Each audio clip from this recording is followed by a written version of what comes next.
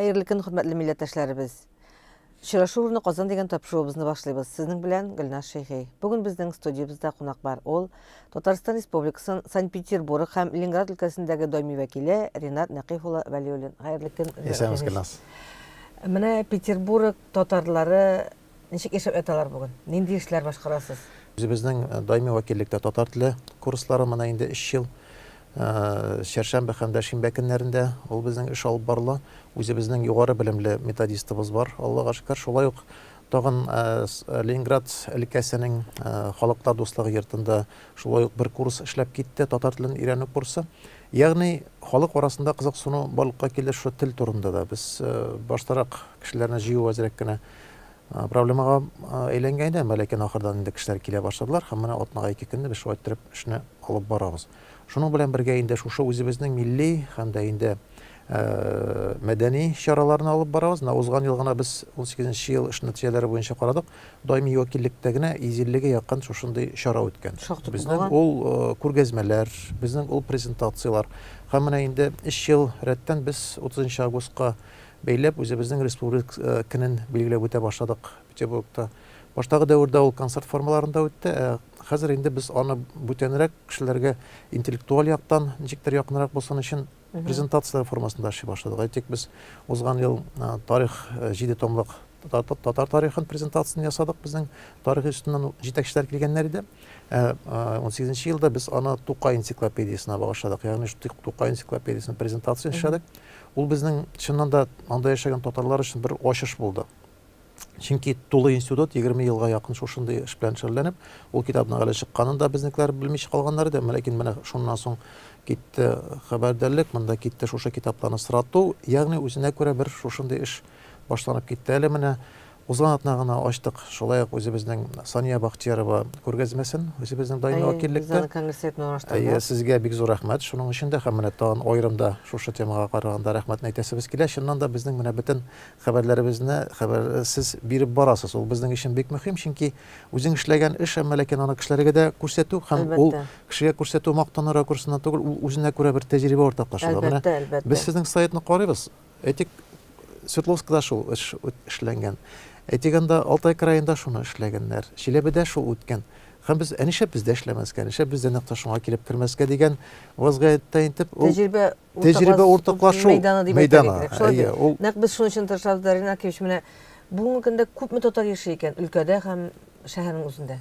Гөлназ, беләсезме, ул саннар 10нчы елдагы халык сан алуга без аны бәйләп карыйбыз. 32 мең бара Петербург шәһәрендә һәм 8 мең өлкәдә. 40 меңгә якын татар инде. 40 меңгә якын, ләкин минем үземнең уйлавым буенча ул сан күбрәк булырга тиеш. Чөнки бик күп студентлар киләләр.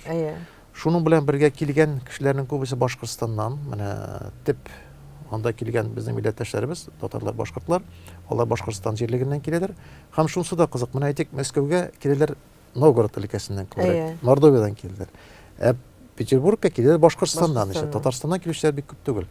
Һәм менә студентлар буенча студентлар киләләр шактый. Безнең анда уникаль уку йортлары ул Политех инде бөтен Россия күләмендә билгеле. Шуның белән бергә Горный университет бөтен Россия күләмендәге данлыклы. Ягъни менә шушыларга киләләр, медицинскага бик күп киләләр, чөнки медицина мәктәбе Петербургта бик киң җәелгән. Анда фармацевтикада, шул ук безнең онкология юнәлеше буенча, травматология буенча менә бик күп кешеләр дәваланырга һәм дә врачлар да киләләр белем күтәрергә, һәм шуның белән бергә студентлар да бик күп киләләр. Менә менә икътисади багланышлар ничек Татарстан белән Петербург арасында? Менә соңгы безнең шушы ук Татстатның мәгълүматларына караганда, соңгы 3 елда ике өлкә арасындагы товарны әйләнеше 50%-ка артты. Ягъни бу күрсәткечтә алга таба бара һәм монда билгеле шушы Россия күләмендә Россиягә алып барылган шушы сәясәтнең дә тәэсире бар, чөнки регионнар арасында мөнәсәбәтләр инде күбрәк җәелеш табалар, чөнки чит илдән әзрәк кимү хисабына.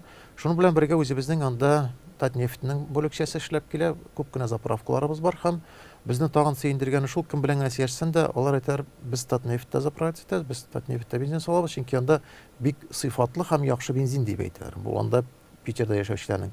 КамАЗның дилерский үзәкләре бар. Бүтән ширкәтләребез шулай бик актив эшләп киләләр. Әйтергә кирәктер, Менә шуның белән бергә инде Акбарысның үзебезнең анда филиалы бар, Питер буенча ул берничә шундый вәкилләребез. Ягъни элемтәләр бик зур һәм элемтәләр алга таба да шулай иттереп баралар. Менә мин Петербург дип әйткәчтен күз алдыма минем рәссамнар килеп баса, чөнки анда татар рәссамнарыбыз шактый күп. Күп кенә дә түгел. Менә бер төркеме 1-2 ел элек безгә килеп, студиябызда очрашып киткәннәр иде. Алар барысы да шундый милләтпәрвәр, милли тарихыбызны, милли шәхесләребезне, милли мәдәниятебезне яктырта торган рәссамнар. Һәм скульптор Венерада бит инде Абдуллина шушы калада яши. Һәм танылган шәхесләребез шактый. Менә Альберт Асадуллин мәсәлән, мендәтлеге җыр сәнгатендә. Хәзер шушы Альберт Асадуллинны искәртергәч, мин аның менә 70 яшьлек юбилее булды узган ел. Һәм Петербургның иң зур сарайында үзенең шушы юбилей концертын куйды. Бик матур шундый җылы бер очрашу булды. Чыннан да Альберт Асадуллин ул безнең йөзек кашы булып тора торган бер шәхесебез. Менә 89 елда ул үзәк мәйданда Мәгъди дигән театрализован концертын куйган иде. Шул чарадан соң инде күпме сүзләр булды. Менә аны күпме ул халыкка билгеле булды һәм ул безнең үзебезне күрә бер Татарстанның күтәрелеш чоры, бәйсезлек идеялары белән жана башлаган вакытларыбыз. Һәм ул шуның хәтле тематикага кирип китте. Һәм менә шуннан соң Альберт Асадуллинны яратып калдылар. Шуннан да менә бу концертта аның бик матур узыр дип өметләнәбез. Әле Рәсәйдә кирип чыктык шул мәсьәләләр буенча сөйләшергә. Инде үзебезнең күргәзмәләр һәм дә инде үзебезнең шушындагы скульпторларны мин әйтеп уздым. Алар белән без даими эшлибез. Шуннан да рәсемнәребез 30-га якын югары профессиональ белем алган һәм дә профессиональ рәвештә эшләүче рәсемнәребез Петербургта бар. Алар менә шушы сәнгать өлкәсе буенча зур гына уңышларга да ирештеләр. Әйтик, Саидбагина Елена безнең Симбикә образын эшләде һәм менә ул Муса Җәләл театрында Симбикә куелган вакытта ул инде файда аның әсәрен куйдылар. Ягъни бик зур матур иттереп аны эшләнгән иде ул. Шуның белән бергә Еленаның хезмәтләре Ташкентка да алып бардыгыз. Ул сезнең тарафтан да үзенең йөзен тапты. Һәм андый шәхесләребез безнең шактый күп. Безнең Рәшит Гилязов үзебезнең инде күренекле шәхесләребезнең берсе. Шуның белән бергә Азат Галләмов, Сания Бахтиярова. Менә аларны санап китсәң, алар бик күп һәм менә без аларны ничектер кешегә тарату өчен мәйданнарыбыз күп түгел даими вәкиллектә. Ләкин шушы күргәзмәләрне даими биреп барырга тырышабыз. Ягъни 2 ай бер рәссамныкы, 2 ай тагын икенче рәссамныкы. Без аны әле помпезно иттереп ачылуын ясыйбыз. Шуннан соң журналистларыбызны чакырабыз, үзебез рәсемнәргә төшереп бирәбез мәгълүматны. Ягъни ул аларга бер рәхәтлек бирә инде һәм аларны таныту. Һәм менә хәзерге вакытта без зур бер идея белән яшибез. Үзебезнең 7 рәссамыбызны алып килеп, монда Казанда тагын бер күргәзмә ясау идеясе белән яшибез. Әлегә берничә хәл ителмәгән мәсьәләләр бар. Менә шуларны хәл итү өстендә эшләп торабыз. Инде безнең Венера Абдуллина турында аерым сөйләргә мөмкин, чөнки ул үзе бер дөнья. Аның менә стаханасына барып, анда аның хезмәтләрен күргәч, чыннан да кешенең ни дәрәҗәдә илһам байлыгы һәм дә ни дәрәҗәдә милләтне яратканын күреп була. Менә аның тулы бер эшләре Сабантуй тематикасына багышланган. Хәзерге вакытта ул Татар ханнары дигән зур бер сериягә кирде. Менә чыннан да үзебезнең татар ханнарының образларын табып, шуларны ясап, һәм менә барлык ханнарыбыз буенча ул үзенә күрә бер җанга бергә килеп җитәргә җыена. Ул нинди халәткә булыр, мин әле анысын үземдә бик аңлап бетермим. Шуның белән бергә аның Туфан Абдулловичның туган авылында куелган һәйкәлен бөстен беләбез без. Шуннан соң менә мондагы безнең Легов бакчасындагы татар әбисенә куелган һәйкәлне бөтен кеше анда килә, бөтен кеше утыра, ләкин аның Венераның икәнен күп кеше белми. Шуннан соң кызганыч без аны әйтеп киткәчкенә, шулмы әле ул дип әйбер дип искәчәләр. Янда кештәгән бер әйбер, менә һәрбер чараны уздырыр өчен матди чыгымнар да кирәк бит инде. Аның өчен безгә әлбәттә ак иганәчеләребез кирәк. Менә шундый милли җанлы татар байлары дип әйтик инде, бармы Петербургта? Шуннан да менә ул Гөлназ бик дөрес һәм бик урынлы сорау, чөнки үзебезнең 20нче йөз башына хәтле татарларның бөтен укыту системасын, бөтен вакытлы матбугатны һәм гомумән бөтен милли тормышны алып барганнар шушы үзебезнең biz иганәчеләребез. Алар хәзердә килеп чыга баралар, ләкин әле ул дәрәҗәдә үк безнең вәкилләребез шул Гатик Рәмиевләрне без әлегә күрә алмыйбыз, ни кызганыч. Ләкин Питерда андыйлар бар. Менә бер генә мисал иттереп әйтәм. Без хәзерге вакытта шушы Ленинградны саклап һәлак булган Татарстаннан чыккан вәкилләрнең хәтер китабын эшләү өстендә эшлибез. 45 мең кеше Татарстаннан киткән руслар, татарлар, чуашлар үлеп калганнар Ленинград фронтында. Ул 39 елдан Фин сугышыннан башлап 44-кә хәтле блокада беткән дәвергә хәтле. 45 мең кеше. Шуларның хәзерге вакытта 18462 кешенең исеме билгеле. Калганнар әле ачыклану алдында. Һәм менә шушы 18 меңдән артыграк кешенең хәтер китабы «Мышлин тебе на помощь блокадный Ленинград» дигән исем белән без зур иттереп, матур иттереп аны типографиягә бирдек. Алла берсә ул шушы көннәрдә инде чыгарга да тиеш, Алла берсә. Шушы китапны чыгару өчен шактый гына зур сумма акча кирәк, чөнки матур рәсемнәр, әйберләр белән. Һәм мин шушындагы эшмәкәрләргә әйттем, җегетләр, әйдәгез, алар без яшәсен өчен үлгән кешеләр, әйдәгез, аларга бер истәлек булыр, акча җыйдык. Буквально 2 сәгать эчендә җегетләр шунда җитәрлек акчаны кушылдылар, типографиягә бирдек. Менә хәзер китап чыгачак та инде. Шуның белән бергә безнең Габделбар Алимов дигән үзебезнең иганәчебез үзенең акчасына, үзенең шәхси җирендә салып куйды Милләт йорты дигән. Ул хәзер инде бер үзәк буларак эшләп килә. Ул Красное село дигән Петербургның кырыенда бистәдә. Анда зур этаж җыртлар түгел, шәхси җыртлар белән яшьләр. Һәм хәзер ул инде Алимов йорты дигән исем белән эшләп китәргә җыеналар, яңа юридик формага күчәләр. Һәм шушы йортның эчендә хәләл кафе эшләп килә. Шуның белән бергә анда хореография бүлеге, әйберсә күргәзмәләр залы эшләп килә. Кичкенә генә бер матур гына музей барлыкка килде. Һәм мәчет 100 кешелек кенә шушы аны молитвенная комната формасында эшләделәр инде алар. Манарасыз нисез генә шушы йортның бер бүлмәсен алып, ягъни күп функцияларына шушындай йорт килеп чыкты. Һәм шуның белән бергә әле ул иганәчеләр дигән сүз менә бу милли аспекттә гына түгел, алар милләттәшләребезгә булышучы кешеләребез дә бик күп.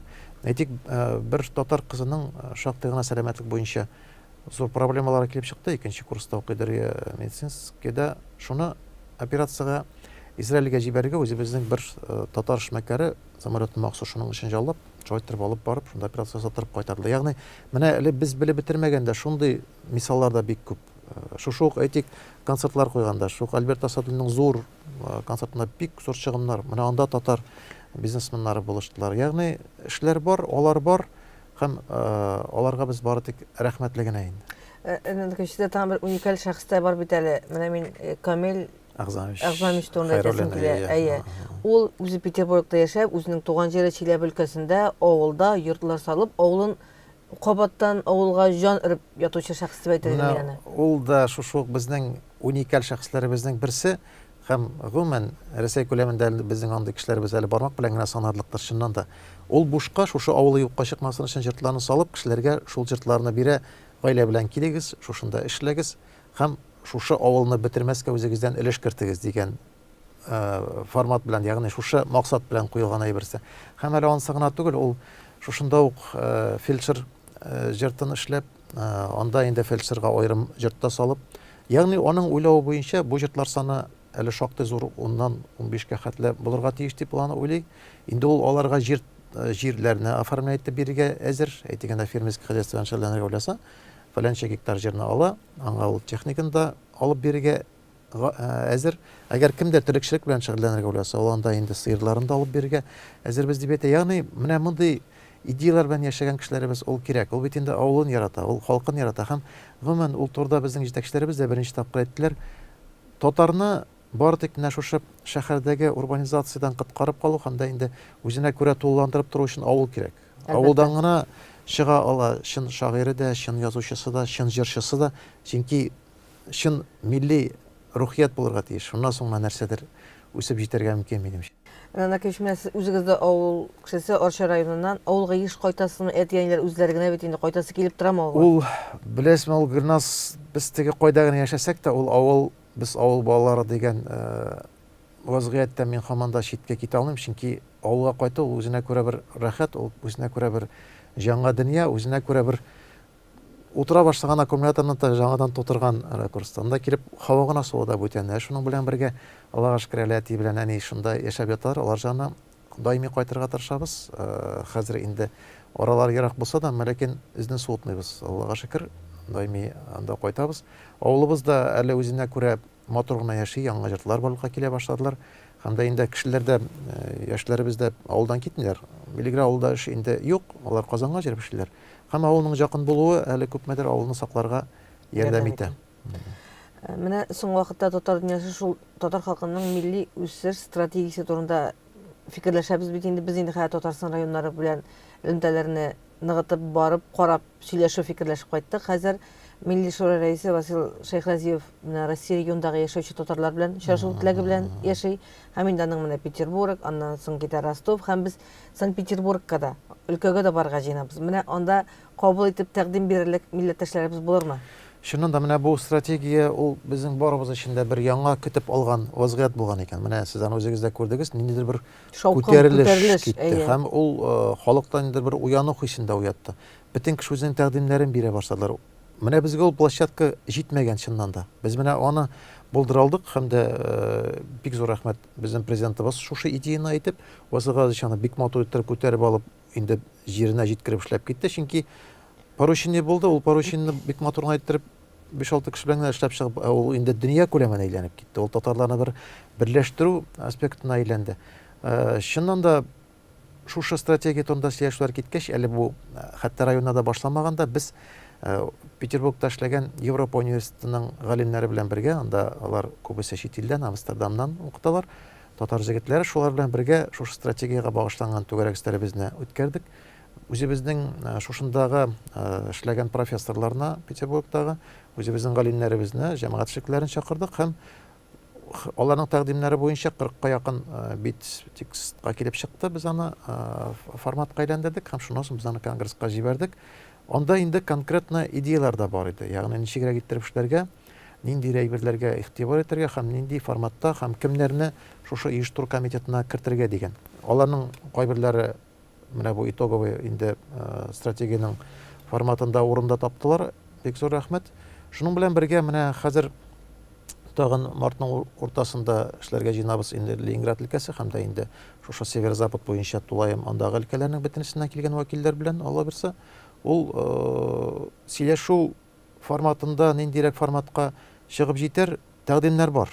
Тәкъдимнәр бар безнең оешма җитәкчеләреннән, тәкъдимнәр бар безнең галимнәребездән. Хәтта инде шушы стратегия буенча конкретно тулы бер стратегияны эшләргә әзер кешеләребез дә бар. Ягъни менә алар белән дә без очрашуларны әле эшләрбез дип мин өметләнәм.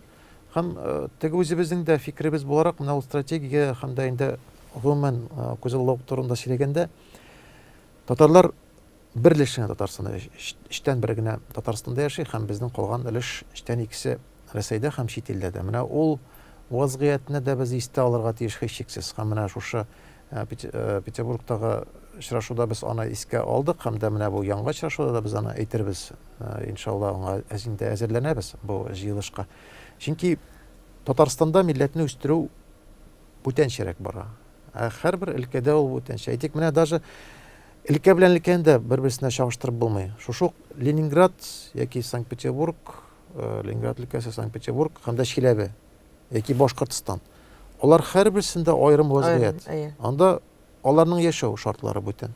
Аларның милли үсешне алып барырга мөмкинлекләре бүтән. Алар администрация белән эшләүләре бүтән. Әйтик, менә 32 мең кеше Санкт-Петербургта. Анда аерым татар мәктәбен салу яки эше турында сөйләшеп булмый. Чөнки мөмкин түгел. 7 миллионлык шәһәрдә әйтик бер җиргә балаларны китерер өчен сиңа анда 3 сәгать барырга, 3 сәгать кайтырга гына да кирәк. Ул физик яктан да бик авыр әйләнә. Шуның белән бергә Восточный мәктәп, частный безнең мәктәбебез, анда эшләп килә. Анда 30% татарлар менә ул яктан караганда. Ул мисалда бар. Шәһәрдән китерәләр. Әмма ләкин менә тулы бер мәктәп буларак эшләтеп җибәрү аны бик авыр булачак. Менә шушы ук әйтик 200 мең яшәгән Екатеринбургта яки Чиләбедә анда ул вопросларны хәл итү күпкә җиңелрәк булырга мөмкин. Аннан соң менә теге милли үзәкләр үзебезнең менә Ульяновскта бик матур эшләп килә, без аны барыбыз да күрәбез. Ишкаралада эшләп килә, Табылда эшләп килә шушы үзәкләр. Менә аларны булдыру мәсьәлә буенча да менә аларда аны эшләп була. Әйтик, аны Петербургта ниндирәк форматта эшләп булырга мөмкин һәм нинди форматка алып менәргә тиеш. Без аны һәрдаим уйлыйбыз, һәрдаим алып барабыз һәм җитәкчелек белән дә эшне шушы шәһәр җитәкчелеге белән дә эшлибез. Хәзер менә ул мәсьәләләрне без тагын күтәреп чыктык. Белмим, менә буларны стратегиядә барыбер ничектер күзалларга кирәк һәм алар анда ятарга тиеш аның нигезендә. Чөнки без аннан башка бер кая бара алмыйбыз. Чөнки Татарстан белән генә, Башкортстан белән генә булмый. Аларны гына уйлап эш йөртсәк булмый, киңрәк карарга кирәк. Менә Татарның киләчәген ничек күзаллыйсыз? Нинди булачак без мәсәлән 20 елдан, 30 елдан, 40 елдан? Иншалла барсы да әйбәт барыр дип өметләнергә кирәк. Чөнки ни генә булса да милләт өчен бик авыр вакытларда булганнар. Һәм ул вакытларны без узып та китә алганбыз. Алар белән чагыштырганда әле безнең, Аллага шөкер, үзебезнең республикабыз бар, үзебезнең җитәкчеләребез бар, һәм дә шушыны аңлаган безнең кешеләребезнең күп булулары да безне бик сөендерәләр. Әмма ләкин инде федераль үзәкнең дә алып барган сәясәттә, шушы телләр сәясәттә, шушы республикалар буенча булган вазгыятьтә, регионнар белән эшләүдә ул проблемаларның әле тагын бар икәнлеген булачагында күрсәтеп тора. Чөнки төрле без фикерләрне ишетәбез. Россиянең үсеш стратегиясында аларның ничектер күзаллауларын күрәбез. Алар бар, әмма теге пессимизмга бирергә ярамый. Һәм менә ул стратегиядә, ул безнең стратегия татар халкын саклап калу стратегиясе булырга тиеш түгел. Ул татар халкын үсеш стратегиясе булырга тиеш. Без алга таба үсеш турында уйларга тиеш. Ничегрәк иттереп үсеш юлларын саклап калу бер, ул саклап калу инде ахырдан син артка чигәргә әзер дигәннән гата. Син үсеш булса, әле ул бүтәнчәрәк форматка килә. Шуңа күрә минем өметләрем көчле, мин оптимистик рухта калам бу вазгыять буенча. Һәм инде тагын да сүзнең башында ук башлаган сүзебез, менә безнең үзебезнең шушы конгрессның булуы да безнең өчен бик мөһим. Регионнар өчен бик мөһим. Чөнки конгресска карыйлар, Татарстанга карыйлар, сөенәләр, күзәтәләр. Һәм менә сезнең шушылай иттереп, җыеп, берләштереп, менә кайчакта кешеләрдән дә фикерне ишетергә туры килә. Мероприятие булды, мероприятиедән кайтып киттеләр. Алай түгел. Монда менә шушы мероприятиеләрне берләштереп торучы бер эффект инде. Менә шушы механизмнар булсыннар иде. Алга таба да шулай дәвам итсә иде, уңышлар сезгә. Рәхмәт бик зур. Бүген безнең очрашу урыны Казан тапшыруының кунагы Санкт-Петербург һәм Ленинград өлкәсендәге даими вәкиле Ринат Нәкыйф улы Валиуллин булды. Ә мин Гөлнар Шәйхи бүгенгә сезнең белән саубуллашам.